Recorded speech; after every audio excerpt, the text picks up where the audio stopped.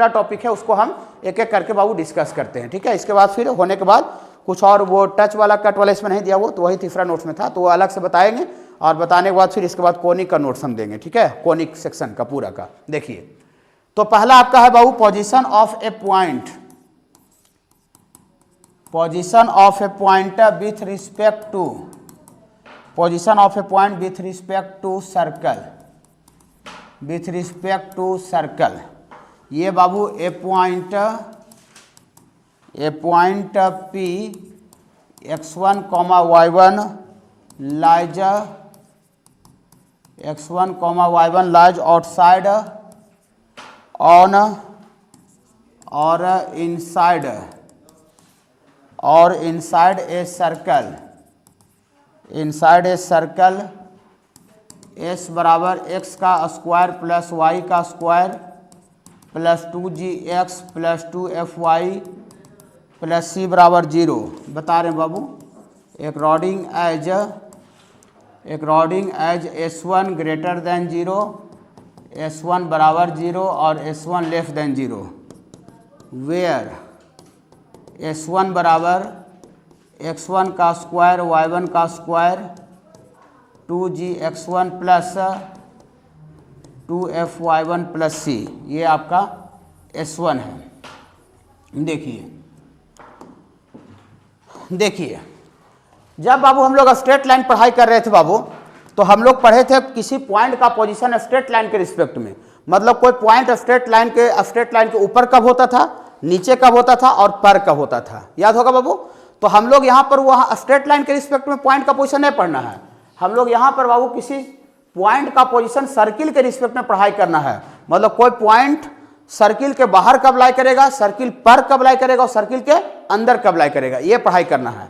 तो वही लिखे हैं, देखिए पॉइंट x1 y1 ये गिवन पॉइंट है, लाइज मतलब स्थित होगा, आउटसाइड का मतलब बाहर होता है, आउटसाइड का मतलब बाहर, ऑन का मतलब होता है पर, सर्किल पर, और इनसाइड का मतलब होता है सर्किल के अंदर, माने बाहर, पर या अंदर, तीन ही सिचुएशन हो सकता है। ऑफ ए सर्कल दिस, इस सर्किल के रिस्पेक्ट में अकॉर्डिंग एज के अनुसार s1 ग्रेटर देन 0, s1 बराबर 0, s1 लेस देन 0। s1 क्या है कि ये जो पॉइंट आपको जो दिया हुआ है बाबू, उसको हम सर्किल के क्वेश्चन में पुट कर देंगे। तो इस पॉइंट को सर्किल के क्वेश्चन में पुट कर देंगे, इस पॉइंट को सर्किल में पुट करेंगे तो क्या हो जाएगा, x के जगह पर x1 पुट करेंगे तो x1 का स्क्वायर, y के जगह पर ये पॉइंट को डालेंगे y1 डालेंगे तो y1 का स्क्वायर 2gx1 2fy1 और प्लस c तो कांस्टेंट है।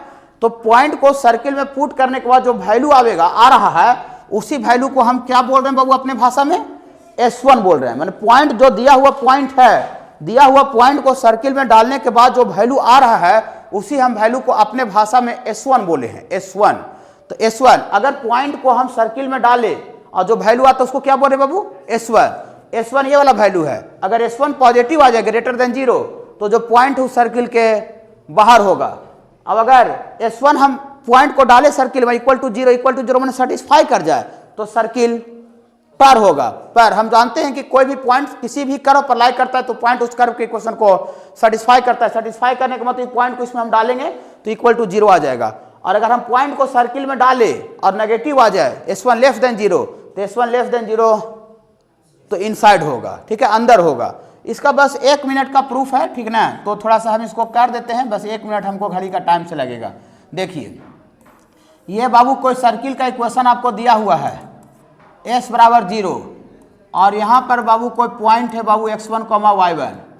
तो सर्किल का बाबू अगर इक्वेशन आपको दिया हुआ है तो सर्किल का सेंटर और रेडियस हमको मालूम है। इक्वेशन से हम लोग सर्किल का सेंटर भी निकाल लेते हैं और इक्वेशन से हम लोग सर्किल का रेडियस भी निकल जाता है। क्या बाबू, तो ये तो सर्किल का जनरल इक्वेशन लिए हैं, तो जनरल इक्वेशन लिए हैं तो इसका सेंटर कितना हो जाएगा बाबू, सेंटर -g, -f। ये पहला नोट्स का भी इसमें यूज होगा, ठीक ना। हाँ, और इसका रेडियस कितना होगा बाबू, √g² प्लस f² - c। ये सेंटर हो गया, रेडियस हो गया।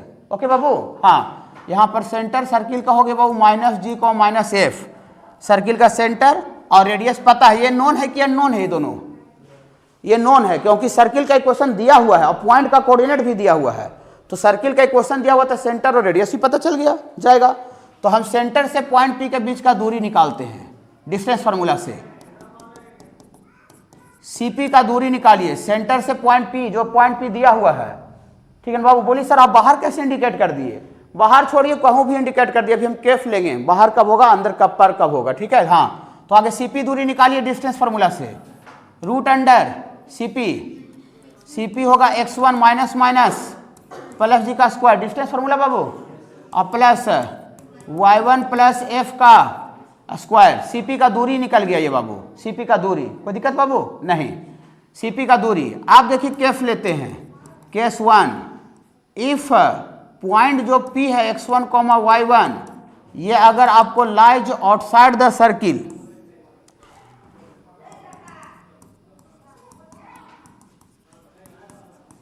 लाइज आउटसाइड द सर्किल, अगर सर्किल के बाबू बाहर लाई करेगा, अगर सर्किल के पॉइंट P बाहर लाई करेगा तो देखिए क्या होगा। देखिए ये जो सेंटर से पॉइंट P के बीच का जो दूरी है बाबू CP, ये बाबू रेडियस से बड़ा होगा। बोलिए कैसे सर? देखिए रेडियस तो यहीं तक ना होता है बाबू, यहाँ तक रेडियस होता है, और पॉइंट P जैसे ही बाहर होगा तो पॉइंट P आगे चल जाएगा, तो आगे चल जाएगा तो सेंटर और पॉइंट P के बीच का जो दूरी होगा वो रेडियस से क्या हो जाएगा, ज़्यादा हो जाएगा। अगर पॉइंट P सर्किल पर रहेगा, सर्किल पर कहीं भी पॉइंट P रहेगा तो सेंटर से पॉइंट P के बीच का दूरी रेडियस के इक्वल आ जाएगा।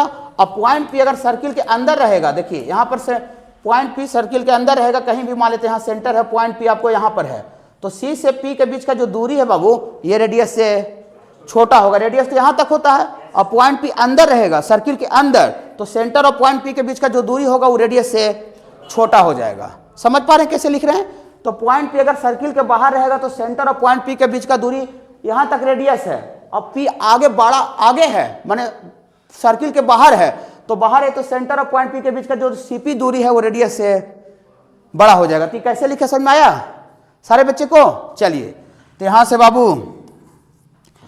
से बाबू CP दूरी रखिए, फार्मूला निकाल दिए हैं। CP डिस्टेंस x1 प्लस जी का square plus y1 plus f का स्क्वायर, और ये बड़ा है रेडियस, रेडियस भी पता है, सर्किल का इक्वेशन दिया हुआ था, तो g square plus f square minus ही ना बाबू।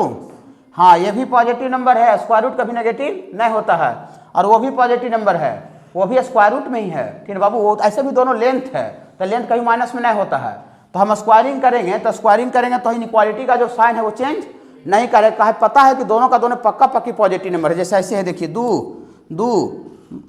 दो बड़ा है एक से, दोनों पॉजिटिव नंबर है।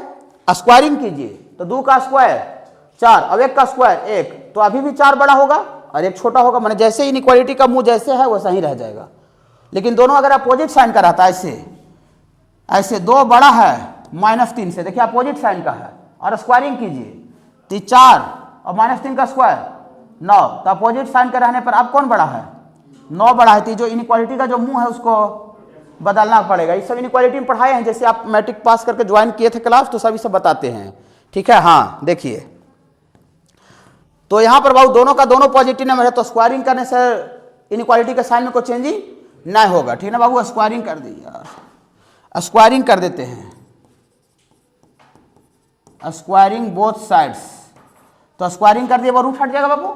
अब अंदर वाला को तोड़ दीजिए, x1 का स्क्वायर प्लस g का square plus 2gx1 a plus b का होल स्क्वायर बाबू, और इसको भी तोड़ दीजिए, y1 का स्क्वायर प्लस f का स्क्वायर प्लस 2f(y1) और greater than g square plus f square minus c।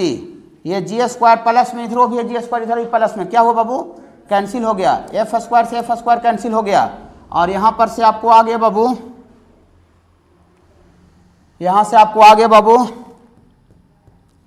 यहाँ से आ गया x1 का स्क्वायर प्लस y1 का स्क्वायर वाला प्लस 2gx1 और प्लस 2f(y1) और माइनस c है। इनइक्वालिटी किधर आ जाएगा तो माइनस से प्लस हो जाएगा। हाँ उधर से इधर आ गया तो उधर क्या बचा बाबू?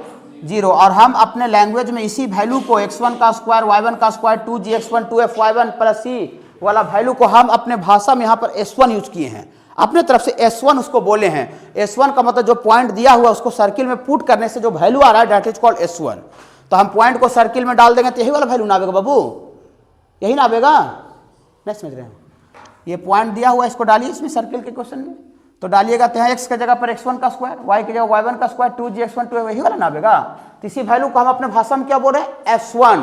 तो s1, तो इसको हम लोग लिखेंगे s1 greater than 0, s1 greater than 0। s1 greater than 0 का मतलब कि जो पॉइंट आपको दिया हुआ उसको सर्किल में पुट कर दीजिए, और पुट करने से जो वैल्यू आया अगर वो पॉजिटिव आ गया, 0 से बड़ा आ गया, तो जो पॉइंट है उस सर्किल के बाहर लाई करेगा, बाहर लाई करेगा। और केस टू में खाली कुछ नहीं करेंगे, अगर ऑन लाई करेगा तब क्या होगा, सर्किल पर लाई करेगा। तो केस टू में if px1, y1 lies on the circle, lies on the circle, circle पर लाई करेगा तो कुछ नहीं होगा, खाली cp का जो दूरी है सेंटर और पॉइंट p के बीच का दूरी वो रेडियस के बराबर हो जाएगा। तो थोड़ी फिर से थोड़ी ऐसे करेंगे, खाली यहाँ पर ग्रेटर के जगह पर इक्वल आ जाएगा। नहीं बाबू, सब चीज तो वही रहेगा। ठीक है, तो यहाँ से आपको खाली बाबू दियर फॉर s1 बराबर 0 आ जाएगा बाबू। s1 बराबर 0 मैंने पॉइंट को सर्किल में डालने से सेटिस्फाई कर जाएगा, सेटिस्फाई करने के बाद LHS में डालने से RHS 0 आ जाएगा। क्या बाबू? और अगर इनसाइड लाई करेगा केस 3 में तब बाबू, हाँ, इफ जो पॉइंट P है ये x1, y1 ये lies inside the circle, lies inside the circle, अगर सर्कल के अंदर लाई करेगा तो CP जो दूरी है वो छोटा होगा रेडियस से। तो सब खाली सब ऐसा ही होगा, टोटल चीज, खाली जो मुंह है वो उल्टा ना घुमा हुआ रहेगा। हाँ, तो मुंह उल्टा घुमा रहेगा तो s1 लेस देन 0 आ जाएगा। मतलब किसी भी पॉइंट का अगर पोजीशन आपको चेक करना है सर्किल के रिस्पेक्ट में, कि सर्किल पर है कि सर्किल के बाहर है कि अंदर है, तो पॉइंट को सर्किल में डालिए, और डालने से अगर ग्रेटर देन 0 आ जाए तो बाहर होगा, बराबर 0 हो जाए तो बराबर वाला तो खैर पहले से भी जानते थे, लेकिन वो बराबर 0 आ जाए तो सर्किल पर होगा, और लेस देन 0 आ जाए सर्किल के अंदर होगा। ओके बाबू, याद रखिएगा। लिखिए थोड़ा सा, मैक्सिमम मतलब सबसे ज़्यादा होता है, मिनिमम का मतलब सबसे छोटा होता है, सबसे छोटा, सबसे ज़्यादा और सबसे कम। डिस्टेंस मतलब दूरी of a point from a circle, मतलब किसी पॉइंट से किसी सर्कल का सबसे अधिक दूरी कितना होगा और सबसे कम दूरी कितना होगा किसी पॉइंट का मतलब पॉइंट आपको गिवन रहेगा, जो पॉइंट वो दिया हुआ रहेगा, ये पॉइंट आपको गिवन रहेगा, गिवन का मतलब आपको दिया हुआ रहेगा। और सर्किल, फ्रॉम द सर्किल, तो फ्रॉम द सर्किल तो सर्कल भी आपको क्या रहेगा बाबू, सर्कल भी आपको गिवन रहेगा, माने आपको पॉइंट और सर्कल दिया हुआ है, और उस पॉइंट का सर्किल से सबसे अधिक दूरी कितना होगा, सबसे कम दूरी कितना होगा वो निकालना है। तो वो निकालने के लिए बाबू आपको केस लेना पड़ेगा कि जो पॉइंट का मैक्सिमम और मिनिमम दूरी निकालना है सर्किल से, वो पॉइंट सर्किल के बाहर है कि सर्किल के अंदर है कि सर्किल के पर है। ठीक बाबू, ऐसा आपको मतलब केस लेना पड़ेगा। ठीक है, सर्किल के बाहर है कि पर है कि अंदर है।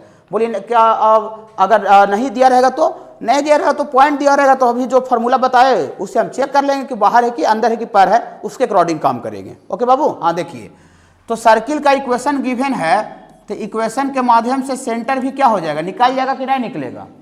सर्किल का इक्वेशन दिया होता है सेंटर तो निकल ही जाएगा। तो ये चूंकि जनरल सर्किल लिए हैं, तो जनरल सर्किल का सेंटर कितना होता है, -g, -f होता है। पहला नोट्स का यूज होगा बाबू। ठीक है, हाँ, सब तो पूरा सर्किल ही नहीं, दूसरा चैप्टर थोड़ी है।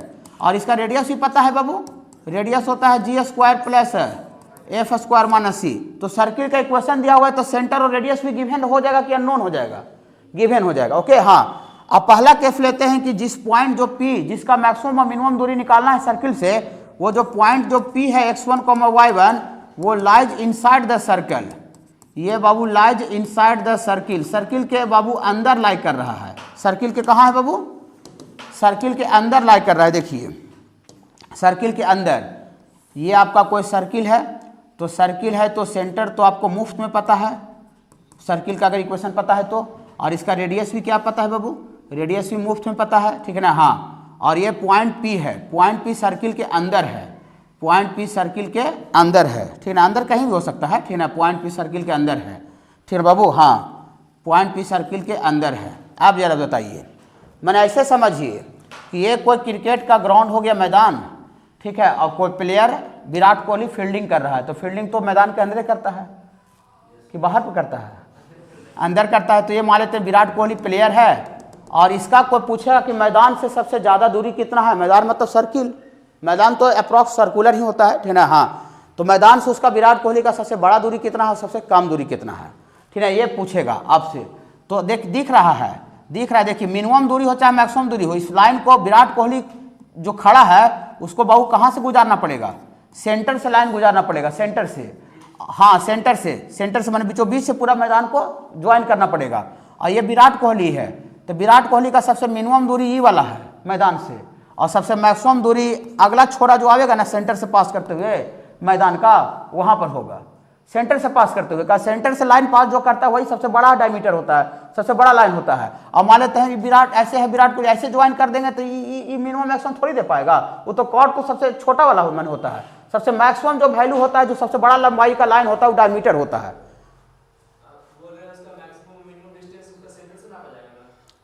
हाँ मैंने सेंटर से गुजरता हुआ लाइन पर होगा वो, ठीक है ना, सेंटर से नहीं नापा जाएगा, ठीक है ना, सेंटर से नापा नहीं जाएगा। देखिए हम इतना जानिए कि ये इसका ये जो हरा वाला जो बनाए हैं ये मैदान से मिनिमम दूरी है, ये वाला मैदान से, और मैक्सिमम दूरी इसका जो है ना बाबू विराट कोहली का, तो मैक्सिमम दूरी के लिए आपको सेंटर से पास होकर के अगला छोरा तक जाना पड़ेगा, सेंटर से पास करते हुए और अगला किनारा तक जाना पड़ेगा। मैदान से पूछ रहा था, ग्राउंड से, तो ग्राउंड यहाँ पर अगर विराट कोहली तो ग्राउंड से इसका सबसे ई वाला जो दूरी है ना, ये वाला, ये पीला वाला, ये क्या है, मैक्सिमम है। सेंटर से पास करते हुए गुजरा लाइन का है, वही सबसे बड़ा लाइन होता है डायमीटर, ठीक है बाबू। तो ये जो पीला वाला लाइन दिख रहा है वो विराट कोहली का सबसे मैक्सिमम दूरी है, और हरा वाला जो लाइन है वो विराट कोहली का मैदान से मिनिमम दूरी, मैदान मैंने ग्राउंड से मैदान बाबू, हाँ ग्राउंड से ये सबसे मैक्सिमम दूरी है, वो सबसे मिनिमम दूरी, तो उसी को निकालना है। देखिए तो इसका आपका सेंटर से लाइन गुजारेंगे बाबू, तो इसको बी बोलते हैं। तो बताइए यहाँ पर विराट कोहली पॉइंट पी का कोऑर्डिनेट पता है,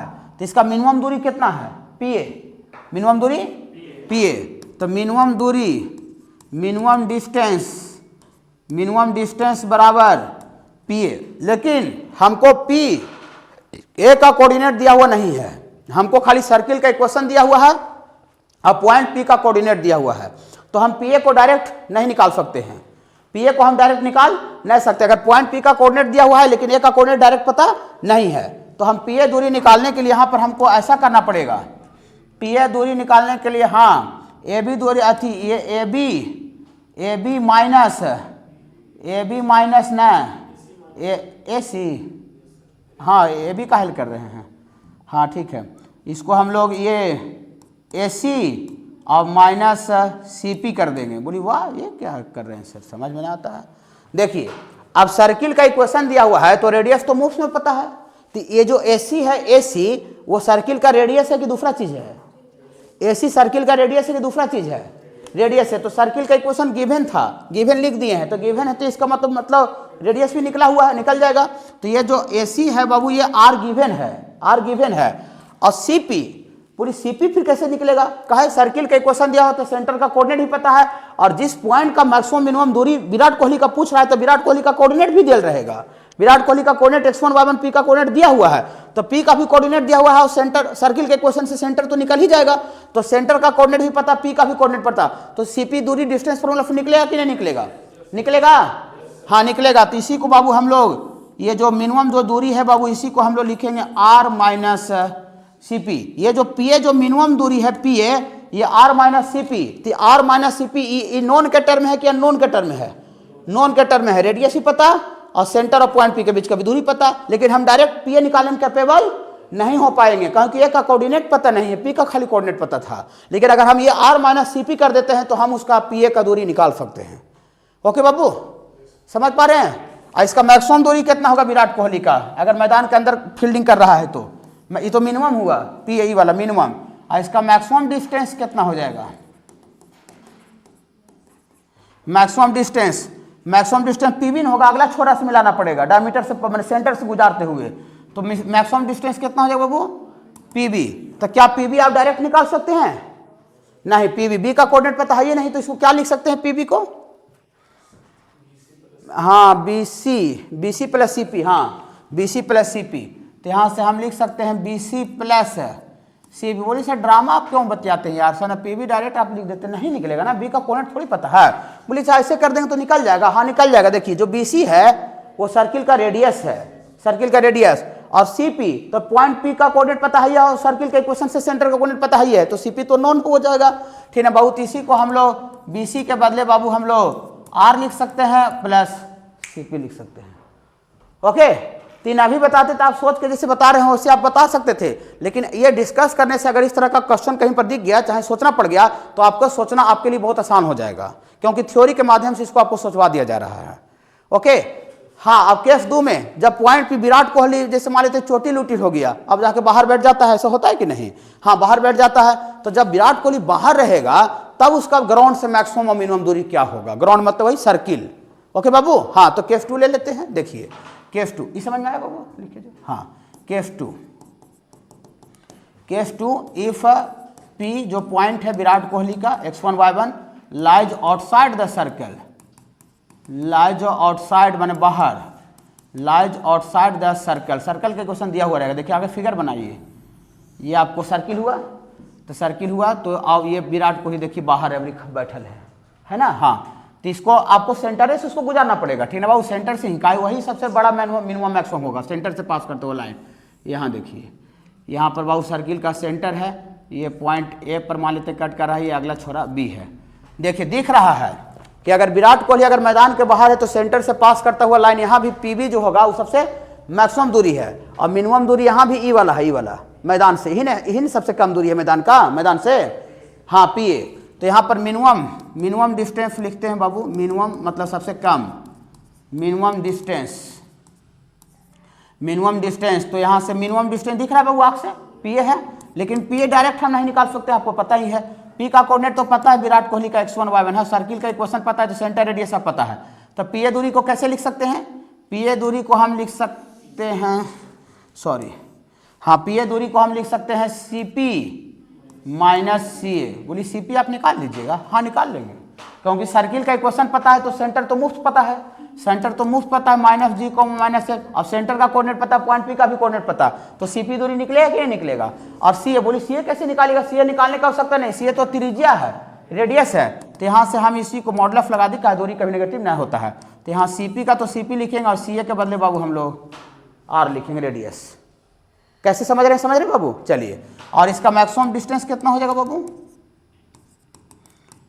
मैक्सिमम डिस्टेंस उसका देखिए अगला पीबी हो जाएगा, पीबी, लेकिन पीबी हम डायरेक्ट नहीं निकाल सकते हैं, पीबी को हम लोग लिख सकते हैं सीपी, हाँ, CP प्लस CB ना बाबू, हाँ, तो यहाँ से लिख सकते हैं CP प्लस CB या BC, बात बराबरी है, का मॉडुलस, तो यहाँ CP तो खैर CP ही रहेगा, और ये जो BC है वो रेडियस में है बाबू, हाँ, CP प्लस रेडियस, ये सबसे आपका मैक्सिमम दूरी आ जाएगा। ठीक है बाबू, समझ पा रहे हैं? हाँ, यही सब लिखा हुआ है ना, थोड़ा एक आध जगह लगता है गलती कहीं पर लिखा था, मैक्सिमम और मिनिमम CP माइनस R में मैक्सिमम होगा, CP माइनस R में मिनिमम होगा, और CP माइनस R, और R प्लस CA जो होगा मैक्सिमम होगा, वहाँ मिनिमम लिख दिया है, यहाँ पर उल्टा थोड़ा सा लिख दिया है ना, मिनिमम वाला तो ठीक है, नीचे वाला उल्टा कर दिएगा, दूसरा जो स्टार लगा हुआ है R प्लस CP वाला मिनिमम लिख दिया, वहाँ मैक्सिमम कर दीजिए। थ्योरी बहुत कम गलती है, सर ने एक आधी जगह सुधारना पड़ेगा, क्वेश्चन भी ना के बराबर है। यहाँ पर बाबू जो नेक्स्ट स्टार लगा हुआ है ये मैक्सिमम करना है, the maximum distance of P point, ये जो R प्लस CP जो है मैक्सिमम में आ रहा है, और यहाँ लिख दिया है मिनिमम, कर लिए? इसके ऊपर मिनिमम था पहले से, ठीक था, वो मिनिमम ठीक आ रहा है, मिनिमम CP माइनस R देखिए लिखा हुआ है, तो हाँ, नहीं तो ठीक था पहले से, मिस्टेक बाय मिस्टेक हो गया है, वो मिनिमम नीचे वाला खाली आप मैक्सिमम कर दीजिएगा। हाँ, ऊपर मैंने वो मिनिमम पहले से लिखा हुआ था, वो ठीक था, पहले वाला ठीक था, हाँ, तो उसको सुधार के मिनिमम ही कर दीजिए, हाँ, उसको मिनिमम ही कर दीजिए काट करके। असाइनमेंट से आप मिला लीजिए बाबू एक बार यहाँ पर, का यहाँ पर हम लोग समझ के देख रहे हैं।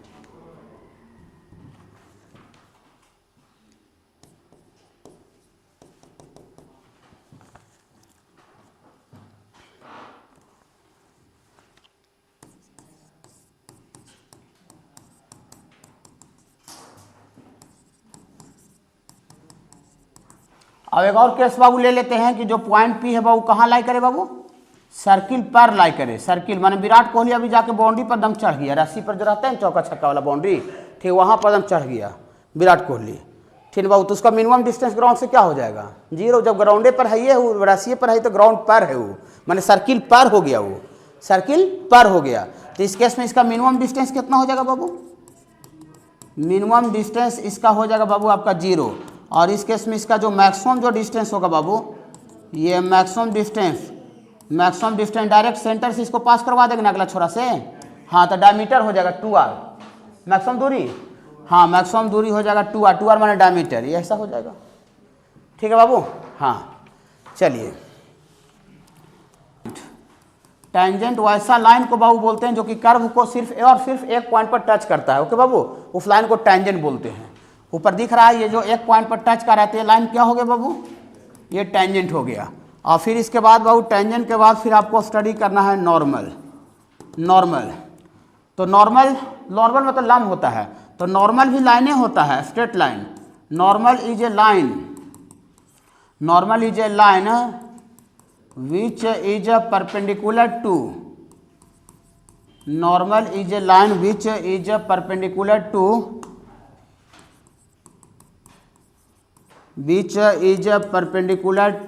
tangent, which is perpendicular to tangent and passes through center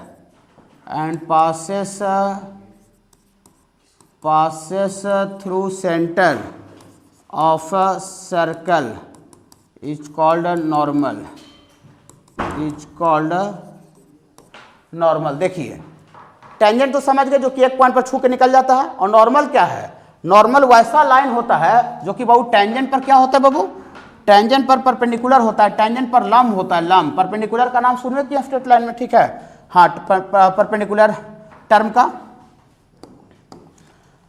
normal is a line which is perpendicular to tangent, तो बोलिए सर टेंजेंट पर परपेंडिकुलर तो यहाँ भी हो सकता है, यहाँ भी हो सकता है, यहाँ भी हो सकता है, नहीं, जहाँ पर छू रहा है ना, जहाँ पर टेंजेंट कर्व को छुआ है, टच किया, वहाँ पर जो लाइन परपेंडिकुलर होता है उसको नॉर्मल बोलते हैं।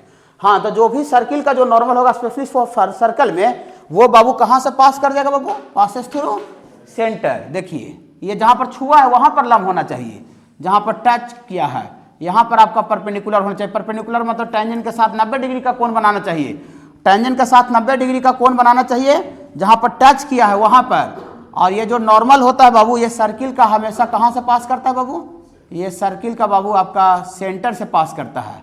यहाँ पर आपको सेंटर है, सेंटर, सर्कल का बाबू सेंटर से पास करता है। नॉर्मल जो लाइन होता है वो always passes through centre of circle. अगर कोई टेंजेंट ऐसे बना दिया यहाँ पर और यहाँ पर परपेंडिकुलर कर दिया, तो लाइन पर परपेंडिकुलर है लेकिन उस सर्किल का नॉर्मल नहीं कहलाएगा। सर्किल का नॉर्मल वो लाइन होता है जो कि जहाँ पर छुआ है ना, जहाँ पर टच किया है वहाँ पर परपेंडिकुलर होना चाहिए। तो जहाँ पर टच किया वहाँ पर परपेंडिकुलर खींचिएगा तो वहाँ वो जो लाइन आएगा बाबू always passes through centre of circle, circle का सेंटर से पास कर जाएगा ऑलवेज। माने सर्किल का जो नॉर्मल होता है वो हमेशा बाबू सर्किल का सेंटर से पास करता है। ओके बाबू, वही लिखे है normal is a line which is माने जो रहता है परपेंडिकुलर टू टेंजेंट, टेंजेंट पर लंब रहता है, and passes through centre of circle, circle के सेंटर से पास करता है, इज कॉल्ड नॉर्मल, उसको नॉर्मल बोलते हैं।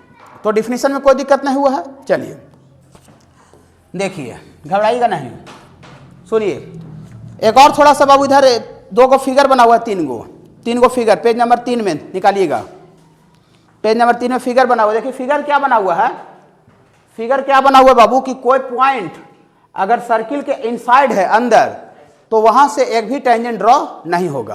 क्या वहां से लाइन ड्रॉ कीजिएगा तो फिर छुएगा नहीं, उसको कट कर देगा, तो कट करता हुआ लाइन को टेंजेंट नहीं बोलते, कॉर्ड हो जाएगा। ओके, अंदर रहेगा तो एक भी tangent, no any tangent can be drawn. और अगर कोई पॉइंट अगर सर्किल पर है तो only 1 tangent can be drawn, circle पर है तो। और अगर कोई पॉइंट अगर सर्किल के बाहर है तो बाहर वाला पॉइंट से only 2 tangents can be drawn. बाहर वाला पॉइंट से सिर्फ और सिर्फ किसी भी सर्किल पर 2 टेंजेंट ड्रॉ होगा। सर्किल पर रहेगा तो 1 टेंजेंट ड्रॉ होगा, और सर्किल के अंदर रहेगा तो no any tangent can be drawn.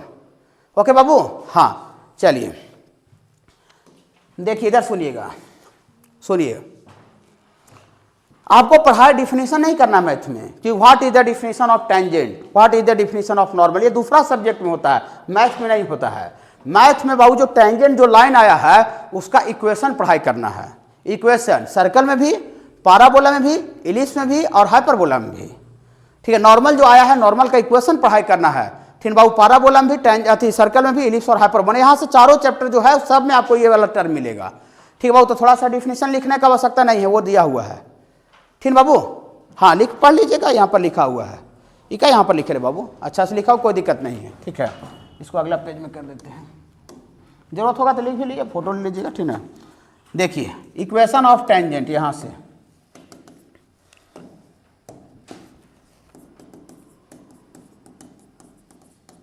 Minus F है, तो slope of C P, slope of C P तो वो y2 माइनस y1, तो y1 प्लस एफ बटा x1 प्लस जी ना, सॉरी x1 प्लस जी, तो दियर फॉर स्लोप ऑफ, ये सी पी नॉर्मल है, तो दियर फॉर स्लोप ऑफ टेंजेंट कितना हो जाएगा बाबू, स्लोप ऑफ टेंजेंट उल्टा करके माइनस, तो माइनस ऑफ x1 प्लस जी बटा y1 प्लस एफ, ऐसा हो गया टेंजेंट का स्लोप। अब टेंजेंट का स्लोप और पॉइंट पता है, तो दियर फॉर इक्वेशन ऑफ टेंजेंट लिखते हैं, equation of tangent, equation of tangent formula भी लिख देते हैं, y माइनस y1 बराबर m into x minus x1, तो पॉइंट x1 है y1 है, खाली स्लोप m के जगह पर ऊपर वाला रखा जाएगा। ठीक है, हाँ, तो यहाँ y माइनस y1 बराबर m के जगह पर रख दीजिए माइनस ऑफ x1 प्लस जी बटा y1 प्लस एफ, और ये x माइनस x1, ऐसा हो गया। ठीक है, देखिए इक्वेशन लिखा गया, अगर लिखने रहता तो यहाँ से आ जाता, लेकिन हमको बाबू एक इसमें स्टैंडर्ड फॉर्म निकालना है, तो हम थोड़ा सा इसमें बेगारी करने जा रहे हैं। आपको बेगारी लग सकता है, लेकिन वो इंपॉर्टेंट है। ठीक है बाबू, हाँ देखिए, तिभागा महीने गुना कर दें, हाँ गुना कर देंगे, तो यहाँ y minus y1 into y1 plus f बराबर minus of x1 plus g into x minus x1 ना बाबू। ठीक है, हाँ गुना तो सारे बच्चे को आता होगा 12th में, चलिए इसको गुना कर दीजिए। हाँ, तो यहाँ से आपको आ जाएगा बाबू y1 और यहाँ वाई एफ, यहाँ से वाई एफ, ये गुना होगा तो माइनस y1 का स्क्वायर, और ये गुना होगा तो minus y1 F, minus y1 F बराबर, ये गुना होगा तो x x1 में माइनस लग जाएगा, तो यहाँ से माइनस x x1, फिर ये गुना होगा तो माइनस में होगा, प्लस माइनस है, तो प्लस x1 का स्क्वायर, ये गुना होगा प्लस में होगा, माइनस पहले से, तो माइनस एफ जी, ये माइनस जी एक्स लिखिए, और ये माइनस में आएगा माइनस पहले से, तो प्लस जी x1, तो प्लस जी x1। ओके बाबू, ठीक है, कोई गुना किए कुछ नहीं किए हैं। तो यहाँ से बाबू हम लोग क्या करते हैं बाबू, यहाँ से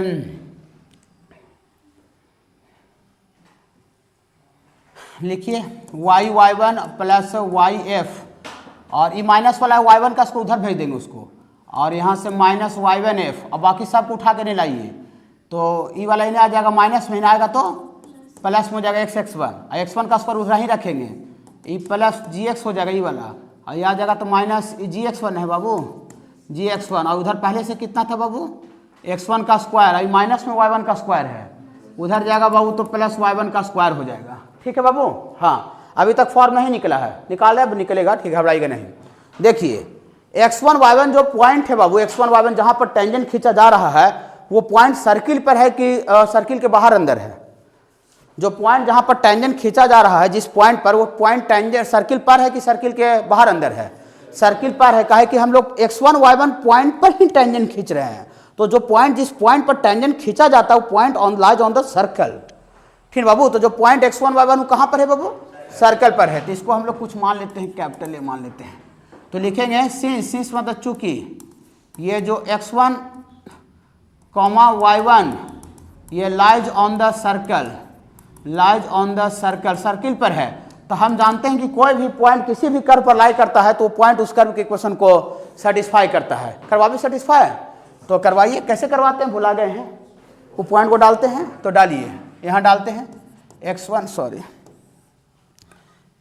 x1 का स्क्वायर प्लस y1 का स्क्वायर, और plus 2gx1 plus 2fy1 plus c बराबर 0, कहे डाल के आप बराबर 0 कर, समझ में आ गया ना। यहाँ से बाबू हम लोग x1 का स्क्वायर प्लस y1 का स्क्वायर बराबर, तीनों टर्म प्लस में उधर चल जाएगा तो माइनस में हो जाएगा, तो minus 2gx1 minus 2fy1 minus c ना बाबू।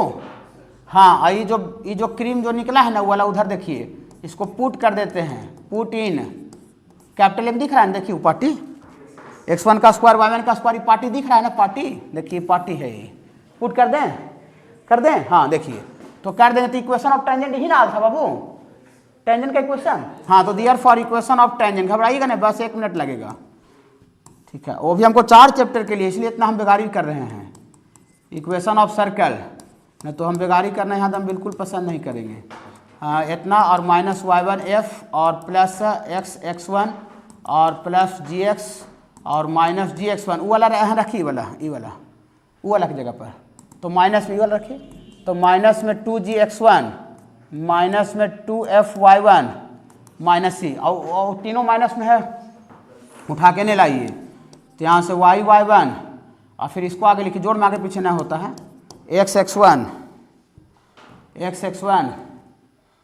चलिए लिखिए ना अभी, fy और माइनस y1 f और प्लस gx माइनस gx1, और तीनों इधर आएगा तो प्लस में 2gx1 plus 2fy1 plus c, होने से नहीं आगे तो बराबर 0 ना बाबू, बराबर 0 ना, हाँ देखिए तो क्वेश्चन से भी, हाँ तो यहाँ से रुक जाइए, ये जोड़ में आगे पीछे ना होता तो आगे x1 लिख दीजिए, x1 प्लस y1, यहाँ बाबू जोड़ में आगे पीछे ना होता है, और प्लस प्लस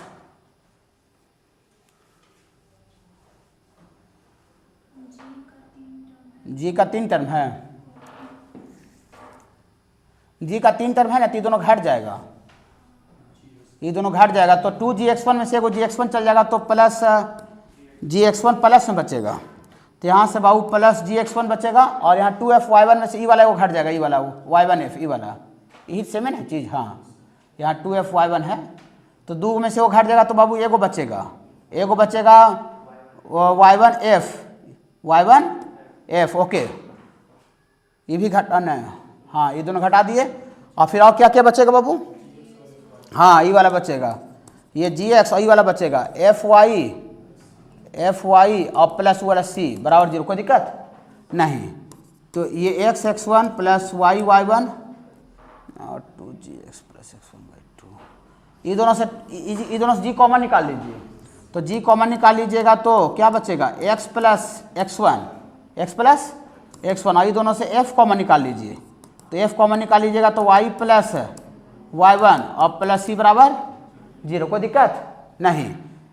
एक जादू और करते हैं, x1 plus y1 plus 2gx plus x1/2, 2 से गुना 2 से भागा दे दिए, कोई दिक्कत नहीं, 2 कट जाएगा, ऊपर वाला रहेगा, ठीक है, क्यों कर रहे हैं बता रहे हैं बाबू, घबराइएगा नहीं, और यहाँ 2f, यहाँ भी वैसा ही किए, 2f y plus y1/2 plus c, बोली सर ये जो आया ना बाबू, ये टेंजेंट का क्या आया है इक्वेशन, बोली सर आप ये जो 2 से फिर गुना भागा काहे किए, जो हमको समझ में नहीं आया, टेंजेंट के इक्वेशन तो ठीक लाए, प्लस हमको एक बात और बताइए कि इतना जो लंबा टाइम बेगारी पास क्यों किए, टाइम पास क्यों किए, देखिए टाइम पास क्यों किया बता रहे हैं, देखिए घबराइएगा नहीं, इसको छोटा करते हैं, लिखते इसमें बड़ा कर देंगे। देखिए आपको किसी भी कर्व पर आपको टेंजेंट का इक्वेशन निकालना है, किसी भी कर्व पर, किसी भी कर्व का मतलब सर्किल, पैराबोला, इलिप्स या हाइपरबोला, ओके, हाँ चारों चैप्टर जो अभी बचा हुआ है, ठीक है, तो लिखते हैं फॉर इक्वेशन ऑफ टेंजेंट, घबराइएगा नहीं, for equation of tangent on circle के लिए नहीं लिख रहे हैं, ऑन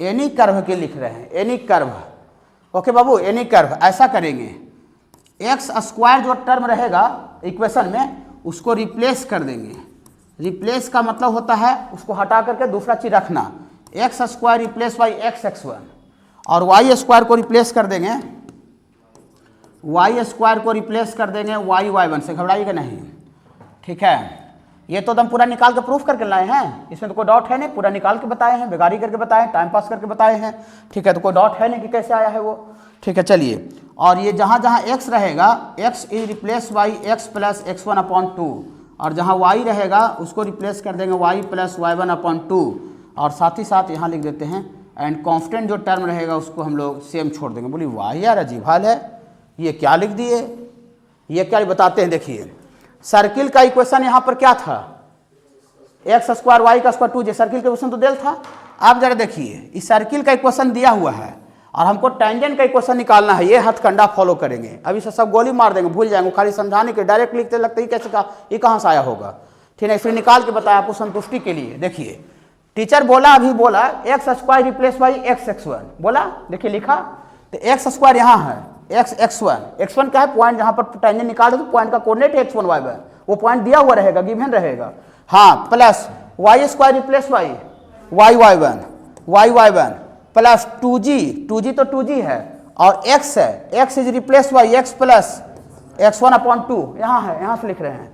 फिर प्लस 2f, तो 2f तो 2f है, और y is replace by y plus y1/2, और लास्ट में c कांस्टेंट है, कांस्टेंट में कोई छेड़खानी नहीं करेंगे। अगर ऐसा जादू कर दीजिएगा तो आपको और कुछ नहीं, टेंजेंट का इक्वेशन ये जादू आ जाएगा। बोलिए ओ, देखिए ब्रैकेट वाली टर्म आया कि नहीं आया, ब्रैकेट वाला टर्म आया। अच्छा बोलिए सर, पाराबोला का इक्वेशन हम लोकस में लिखे होंगे, ठीक ना, लोकस में, और नहीं लिखे होंगे तभी देखिए, तो पाराबोला पढ़ाया होगा तब आवेगा। वाई स्क्वायर बराबर 4x पाराबोला का इक्वेशन होता है, स्टैंडर्ड पाराबोला का ये बताएंगे इसके बाद, ठीक है ना। अभी सर्किल चल रहा है, ये पाराबोला। अब पाराबोला पर भी टेंजेंट का इक्वेशन लिखना है, आता है, ठीक ना, चारों में आएगा। तो पाराबोला पर अगर टेंजेंट का इक्वेशन लिखना है तो इसमें एक्स स्क्वायर है, ये नहीं है, इसमें खाली वाई स्क्वायर है और 4ax, तो 4 कांस्टेंट है और इसके बाद x है, तो यहाँ एक्स स्क्वायर है, ये नहीं है, तो वाई स्क्वायर खाली है, तो वाई स्क्वायर रिप्लेस y1, तो वाई स्क्वायर रिप्लेस y1, और 4a कांस्टेंट है, कुछ में उसमें कुछ नहीं करेंगे।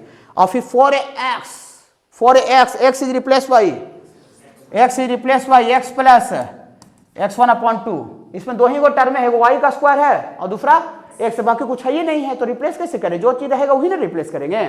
हाँ समझ रहे बाबू, हाँ, तो ये 2 दूनी के 4 कट जाएगा, y1 बराबर 2ax, ये 2 दूनी 4 कट गया, तो 2ax प्लस x1, ये जो जादू आपको जो दिख रहा है ना, ये और कुछ नहीं, पाराबोला पर टेंजेंट का इक्वेशन है, वो पाराबोला पर टेंजेंट का इक्वेशन है। अगर कोई किताब कोऑर्डिनेट का रखे हुए हैं जिसमें आगे तक चैप्टर है, अभी अगर लाए हैं तो आप निकालिए थोड़ा सा, कोई भी किताब कोऑर्डिनेट ज्योमेट्री का है कि नहीं पास, कोऑर्डिनेट का कोई बुक लेके चलते हैं, लिखना है पास, एस लिख दिया है 25। अब कह रहा है बाबू कि एक सर्किल पर ये 2 पॉइंट पर टेंजेंट बनाया जा रहा है, 2 पॉइंट पर। कौन दोनों पॉइंट पर टेंजेंट बनाया जा रहा है बाबू, कौन दोनों पॉइंट पर टेंजेंट खींचा जा रहा है बाबू। पहला पॉइंट का कोऑर्डिनेट है 3,4 पर एगो टेंजेंट खींचा जा रहा है बाबू, ये ऐसा होगा। और एक और कौन सा पॉइंट पर टेंजेंट खींचा जा रहा है बाबू, एक और आपका 4,-3 है बाबू। हाँ, एक और बाबू आपका क्यू पॉइंट इसको बोलते हैं बाबू, क्यू, और ये बाबू आपका 4,3 पर टेंजेंट खींचा जा रहा है, ओके बाबू, ऐसा इस तरह से। थोड़ा मोड़ा फेगा टेढ़ा मेढ़ा कोई दिक्कत नहीं है बाबू, ठीक है ना। एक पीला वाला टेंजेंट हुआ जो कि 3,4 पर बनाया जा रहा है, 4,-3 है। एक पीला वाला टेंजेंट है बाबू, एक ग्रीन वाला टेंजेंट है। पीला वाला जो टेंजेंट है ये 3,4 पर बनाया जा रहा है, और हरा वाला टेंजेंट 4,-3 पर टेंजेंट बनाया जा रहा है, ठीक है बाबू, ठीक है। अब प्रूफ करना है कि जो पीला वाला टेंजेंट जो बनाया गया, जो हरा वाला टेंजेंट जो है आपस में परपेंडिकुलर होगा, तो tangent at, equation of tangent at point P पर लिखते हैं, equation of tangent at point P। देखिए equation of tangent at point P, देखिएगा जो बच्चा को यहाँ जादू समझ में नहीं आया होगा, यहाँ देखेंगे कि कैसे पॉइंट P पर टेंजेंट का इक्वेशन लिखते हैं। देखिएगा सर्किल का इक्वेशन तो देल है, तो अभी टीचर बोला x square replace by x x1, बोला तो x square replace by x1 जिस पॉइंट पर टेंजेंट खींचा जाए तो पॉइंट का कोऑर्डिनेट था। हाँ बाबू, थ्योरी में x1 y1 क्या था, जिस पॉइंट पर टेंजेंट खींचा जा रहा था। तो यहाँ x1 की जगह पर कितना है बाबू, कौन सा पॉइंट पर टेंजेंट खींचा जा रहा है, P का कोऑर्डिनेट कितना है 3,4, तो 3,4 मैंने x1 y1 की जगह पर 3,4 दिया हुआ है, तो x square replace by x1, formula भी लिख दे, चलिए कोई दिक्कत नहीं है आपको समझाने के लिए, x1 प्लस y1। इसमें तो जो सर्किल है स्टैंडर्ड सर्किल है, तो स्टैंडर्ड सर्किल में x और y सब नहीं रहता है, और बाकी फिर बराबर कांस्टेंट है, तो कांस्टेंट में कुछ छेड़खानी नहीं करते हैं, कांस्टेंट को ज्यों का त्यों लिखेंगे, ये समझ में आया। हाँ, अब यहाँ x1 y1 की जगह पर पॉइंट का कोऑर्डिनेट 3,4 दिया हुआ है, तो बैठा दे, तो यहाँ 3 रख देंगे, 3, तो ये 3x हो जाएगा, और यहाँ 4 रख देंगे y1 की जगह पर, हाँ तो ये 4y हो जाएगा, इतना बराबर 25। टेंजेंट का इक्वेशन कैसे आया समझ में आया सारे बच्चे को? कितना इजीली आया? हाँ बहुत इजीली आवेगा, वो खाली माइंड में रखिएगा, वो सब ऊपर वाला गोली मार देगा, समझाने के लाए थे। अभी टेंजेंट का जब इक्वेशन आ गया तो इसका थोड़ा सा स्लोप निकाल लीजिए। स्लोप, किसी भी लाइन का इक्वेशन पता रहता है तो क्या उस लाइन का स्लोप आप निकाल सकते हैं? स्ट्रेट लाइन का पूरा गर्दा यूज होगा, पूरा गर्दा, ठीक ना? हाँ, इस लाइन का स्लोप बोलिए, माइनस कोफिशिएंट ऑफ x बटा कोफिशिएंट ऑफ y, ये स्लोप आपका आ गया, इसको m1 बोल दिए, m1। जिस तरह से हम टेंजेंट का इक्वेशन पॉइंट P पर लिखे हैं, उसी तरह से बहुत टेंजेंट का इक्वेशन पॉइंट Q पर भी लिखते हैं। Equation of tangent at point Q also लिखते हैं, इक्वेशन ऑफ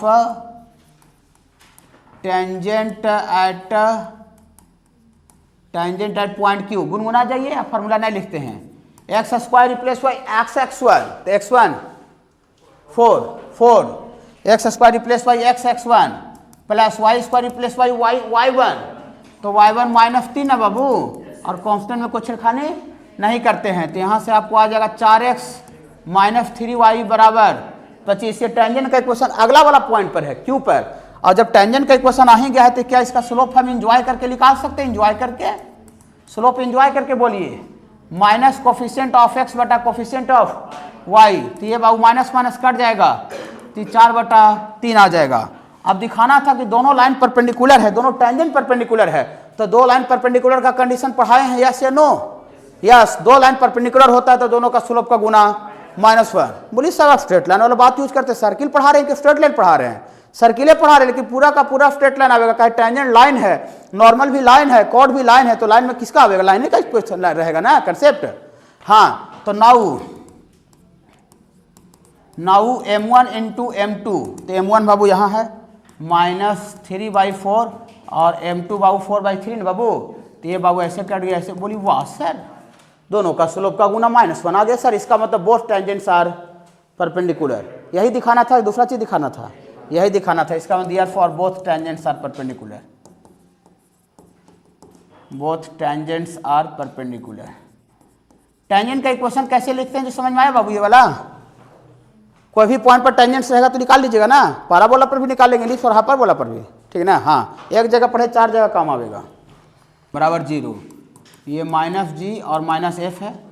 देखिए नॉर्मल का बाबू उस तरह से कंसेप्ट बाबू सर्किल जैसा नहीं है, ठीक है ना? हाँ, जैसे लॉजिक बताया उस तरह का लॉजिक नहीं है, ठीक है? देखिए कौन सा पॉइंट पर नॉर्मल खींचा जा रहा है, पॉइंट का कोऑर्डिनेट पता रहेगा, x1 y1, ठीक है ना बाबू? हाँ, तो डायरेक्ट आपको स्लोप ऑफ नॉर्मल CP लिखिए, slope of normal CP normal है डायरेक्ट, और CP का स्लोप कितना हो जाएगा बाबू? y2 माइनस y1 बटा x2 माइनस x1, तो y1 प्लस f बटा x1 प्लस g ना, ये CP का स्लोप आ गया। और जो CP है बाबू वो पॉइंट P से पास कर रहा है, तो पॉइंट पता, स्लोप पता, तो CP का डायरेक्ट इक्वेशन लिख सकते हैं। तो therefore equation of normal direct लिखेंगे, इक्वेशन ऑफ नॉर्मल का इक्वेशन बाबू आ जाएगा y माइनस y1 बराबर m इंटू m, ये स्लोप है, तो यहाँ से y1 प्लस f बटा x1 प्लस g और x माइनस x1 ना बाबू। हाँ, इसको कुछ नहीं किया गया है, कुछ नहीं, खाली जानते हैं क्या किया गया है? हाँ, ये वाला जो गुना में है ना, ये वाला ये खाली यहाँ ला दिया गया है, माने उसका टेंजेंट जैसा कोई डायरेक्ट लॉजिक नहीं है। ये वाला यहाँ कर देंगे तो y1 प्लस क्या हो जाएगा बाबू? f, उधर कितना बचेगा? x माइनस x1 बटा x1 प्लस g, ये आपको नॉर्मल का इक्वेशन है। तो इसको याद नहीं करना है, ये लॉजिक याद रखना है कि नॉर्मल का स्लोप निकाल के पॉइंट स्लोप फॉर्म से इक्वेशन निकाल देंगे। ये हमको भी याद नहीं है, याद करने का आवश्यकता ही नहीं, जो आपको याद करने वाला तो बता देते हैं। लॉजिक याद रखिएगा, CP का स्लोप निकल जाएगा, फिर पॉइंट पता रहेगा, पॉइंट स्लोप फॉर्म से हम लोग इक्वेशन निकाल देंगे। टेंजेंट जैसा इसका लॉजिक नहीं है, एक्स स्क्वायर रिप्लेस वाई, ऐसा कुछ लॉजिक नहीं है नॉर्मल का।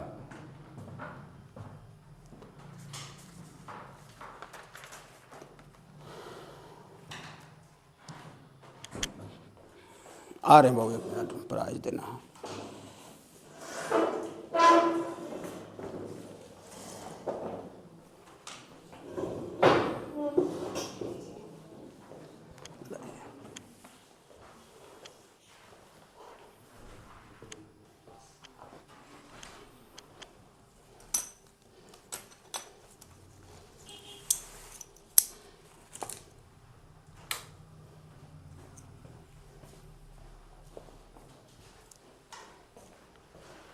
क्लास अभी आपसे नहीं कीजिएगा, ठीक है बाबू, ये सब बहुत इंपॉर्टेंट है।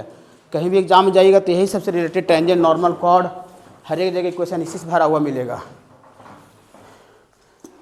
देखिए